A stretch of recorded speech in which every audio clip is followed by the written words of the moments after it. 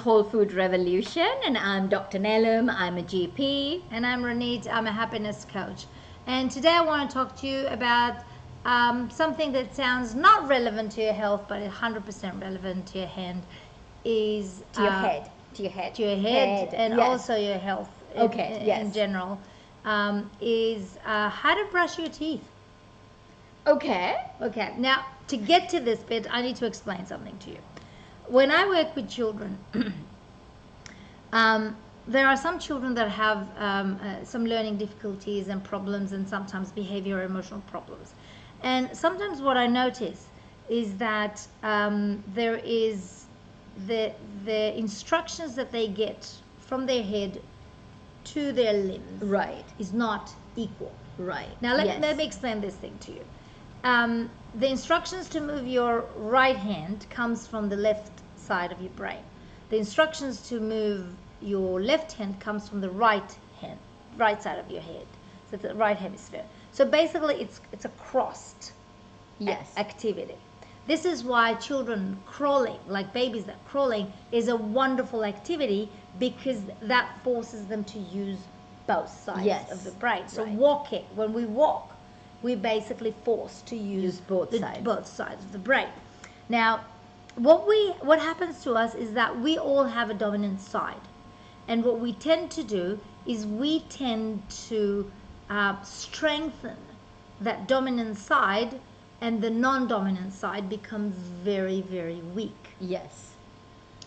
And several suggestions that we have to improve it. And by the way, the better the movement between the two sides, the Yes. faster it is from two sides, the more you're able to do with your non-dominant hand. Yes. Okay. Is really, really good for you, and it's good for your health, it's good for your mind, and for the information to to run, cross over. Yeah. to cross over and run smoothly. Okay. Yeah. So can you tell us what happens in the brain when we are doing things with the non-dominant hand? Well, so basically, we're talking about brushing our teeth. For example. Yes. Yeah. So brushing our teeth. So most of us, like I'm right-handed. Me so, too. Yeah. So automatically, without even thinking about it, when I take my brush to brush my teeth, I start with my right. I pick my toothbrush with the right hand. Start on one side, then to the other side. It's an automatic thing. Exactly. But if you actually used every time you do this, so let's say in the morning I get up, for the last over 50 years, I've been brushing my teeth in this way, one side, the other way. So this then creates these neural pathways. They're like ruts in the road, right? So every time you actually do this habit, it creates a deeper and deeper rut in that neural pathway. But imagine if you now started using your left hand to brush your teeth, then it's a completely new neural pathway forming. And whatever age you are, the brain has plasticity, has ability to change and grow. So when you use your left hand to brush your teeth, you're actually creating new pathways for these nerves. And why do you need to do that? It's because when we age, it's a bit harder for us to do it. Yes. The older you are, the harder it is. Yeah. And you need to create new ones, because the more you have, the new ones you have, it's almost like your brain works better. Yes. And so Ronit, if you think about somebody in your life who's a little bit older, maybe my mom, your parent or Yeah. aunt or uncle or somebody, a lot of them have very routine driven lives, right? Exactly. They get up they do this, from this to this. Things don't change, and it's very difficult for them to change. And by the way, because it doesn't change, they do things slower. Yes.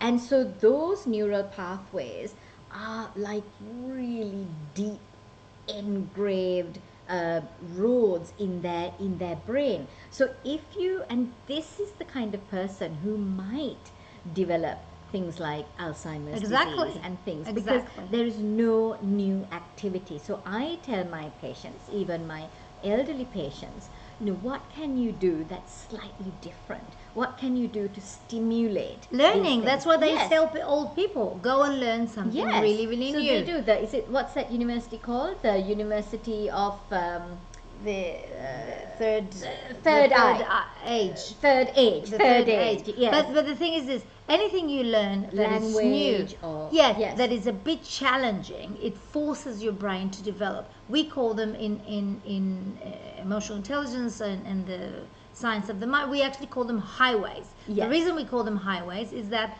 they're regular roads you drive 60, 70 kilometers, and then when you go there so much, it becomes a very, very thick road that It's like an automatic. automatic. It's Yes. a highway. It means the speed of the information goes running very, very fast, which is exactly what you want. Now, if you want to see how well you're doing this, the only thing you need to do is basically take your non-dominant hand and write a sentence. Write a sentence. And then when you're writing that sentence, you would see that your brain is working so hard to just write that sentence, which is really, really funny, by the way. It looks really, really funny.